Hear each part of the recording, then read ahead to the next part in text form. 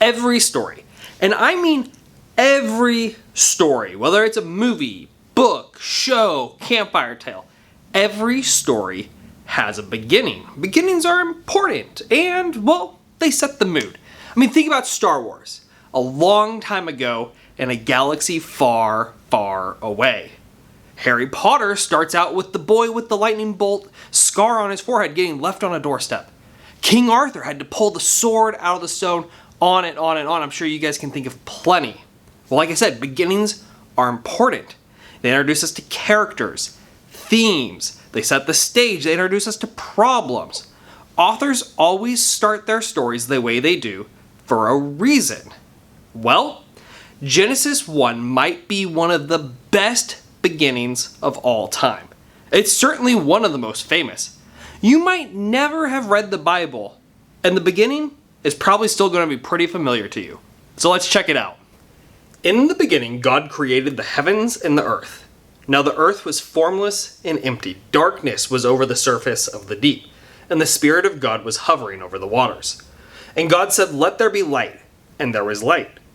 God saw that the light was good, and he separated the light from the darkness. God called the light day, and the darkness he called night. And there was evening, and there was morning, the first day. And God said, "Let there be a vault between the waters to separate water from water." So God made the vault and separated the water under the vault from the water above it. And it was so. God called the vault sky, and there was evening, and there was morning, the second day. And God said, "Let the water under the sky be gathered to one place, and let dry ground appear." And it was so. God called the dry ground land, and the gathered waters he called seas. And God saw that it was good. Then God said, "Let the land produce vegetation, seed-bearing plants and trees on the land that bear fruit with seed in it, according to their various kinds." And it was so. The land produced vegetation, plants bearing seed according to their kinds, and trees bearing fruit with seed in it according to their kinds. And God saw that it was good. And there was evening and there was morning, the third day. And God said, "Let there be lights in the vault of the sky to separate the day from the night, and let them serve as signs to mark sacred times and days and years. And let them be lights in the vault of the sky to give light to the earth." And it was so. God made two great lights, the greater light to govern the day and the lesser light to govern the night. He also made the stars. God set them in the vault of the sky to give light on the earth, to govern the day and the night, and to separate light from darkness. And God saw that it was good. And there was evening and there was morning, the fourth day. And God said, "Let the water teem with living creatures, and let birds fly above the earth across the vault of the sky." So God created the great creatures of the sea and every living thing with which the water teems and that moves about in it, according to their kinds, and every winged bird according to its kind. And God saw that it was good. God blessed them and said, "Be fruitful and increase in number and fill the water in the seas, and let the birds increase on the earth." And there was evening and there was morning, the fifth day. And God said, "Let the land produce living creatures according to their kinds, the livestock, the creatures that move along the ground, and the wild animals, each according to its kind." And it was so. God made the wild animals according to their kinds, the livestock according to their kinds, and all the creatures that move along the ground according to their kinds. And God saw that it was good. Then God said, "Let us make mankind in our image, in our likeness, so that they may rule over the fish in the sea and the birds in the sky, over the livestock and all the wild animals, and over all the creatures that move along the ground." So God created mankind in his own image. In the image of God he created them. Male and female he created them.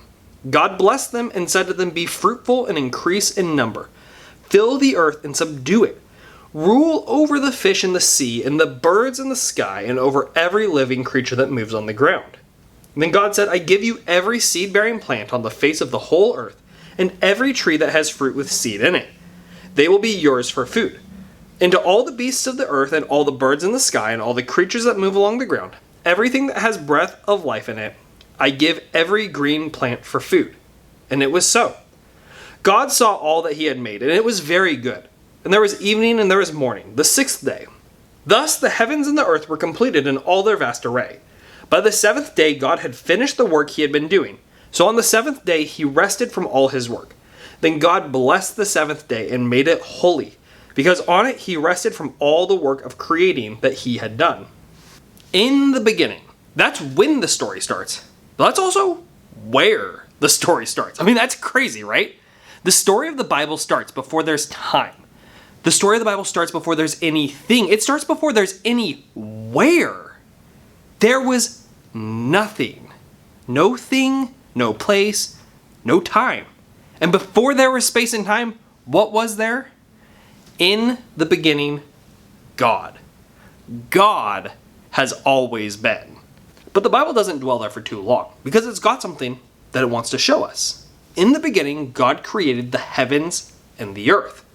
It wants to show us the relationship between God and everything that we see around us. God created everything, and God created all of us. And God spoke it into existence. God said, let there be, let there be, let there be. He created everything out of nothing. God didn't just take something that already existed and form it into something new like we would with wood or clay. God did something we simply can't do. God made something out of nothing. God spoke creation into existence. And notice something else. Everything that God made, he said, is good. The land, the lights, water, sky, plants, animals, everything is good. We heard it 7 times. That shows us it's good. And in the Bible, when something gets repeated, especially when it gets repeated over and over again, it's meant to make our ears perk up. We're supposed to pay attention. We're supposed to take note. So with this repetition, what are we supposed to see? Everything that God made is good. And I think that should lead us to ask some questions. If everything that God made is good, well, what about the stuff around us we see that isn't good? I mean, because we all know there is stuff around us that isn't good. Stuff like sickness, pain, and death. I know certainly that that's not good. And so we wonder, why? How? Where did this come from? Because the picture that I see all around me is looking different than the picture that I'm seeing in the Bible. Now that's a good question, but it's not being answered here. It's good to ask questions, but we also need to know, is what I'm reading answering the question I have? Because if it's not, we should hold on to it. Genesis 1 does not answer that question of why things look different, why stuff isn't good anymore.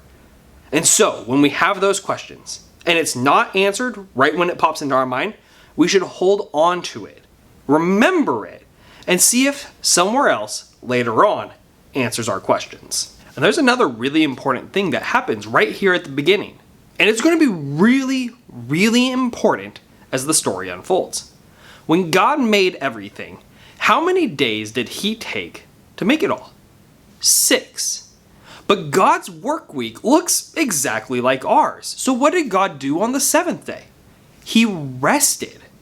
Now, this is important, first of all, because God made sure that us in 2023 would know it. That's how important it is to him. But it also shows us that taking a regular time to rest is important and good. Like I said, this is going to come up a lot, and it's going to be really, really important as we get further and further into the Bible. So there we have it. This is the beginning of the Bible. It's the first things God wanted you to know. Not everything. I mean, the Bible is a really big book, but these are the first things God wanted you to know. Before there was anything, there was God. And God made everything just by speaking it into existence. And after God made everything, he rested. We also saw that this can bring up some questions, and it's good to ask questions. But if they're not being answered right where we're reading, when we have these questions in mind, we should hold on to them and see if somewhere else in the Bible addresses them.